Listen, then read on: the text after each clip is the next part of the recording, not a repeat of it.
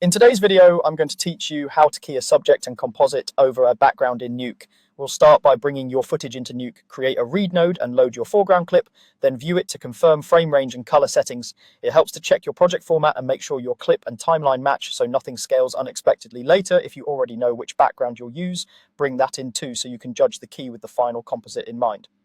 Next, add either a keyer or a luma keyer node to the foreground. Use keyer if you're pulling a chroma key from a colored screen, and luma keyer if the separation is primarily based on brightness. Connect your foreground into the keyer and use the viewer to look at the alpha channel while you work. Pick the screen or luminance range that represents the area you want removed, then refine the thresholds or black and white points until your subject is solid white and the background is cleanly black.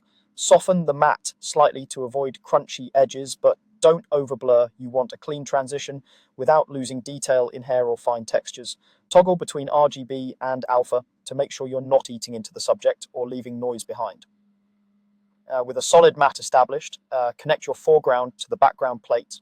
Make sure the background is the same resolution and color space, or use a reformat or color space adjustment so they behave predictably together. It's a good time to judge perspective and lighting so your composite feels grounded, even if you won't do full matching here. To combine the layers, add a merge node. Connect the keyed subject to the A input and the background to the B input. Change the operation to screen or plus. Screen is great for bright or semi-transparent elements because it lightens the background while preserving highlights, while plus simply adds the values and can be useful for elements like glows. Watch for clipping or washed out areas and pick the mode that best maintains detail. Finally, fine-tune the edges. If you see fringing, a subtle erode or edge blur can tighten and soften the matte just enough to remove halos.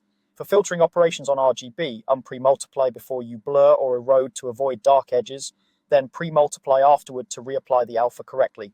Keep adjustments gentle and continually compare against the background to ensure the subject sits naturally in the scene. That's the full process. Import, key, connect the background, merge and refine until it feels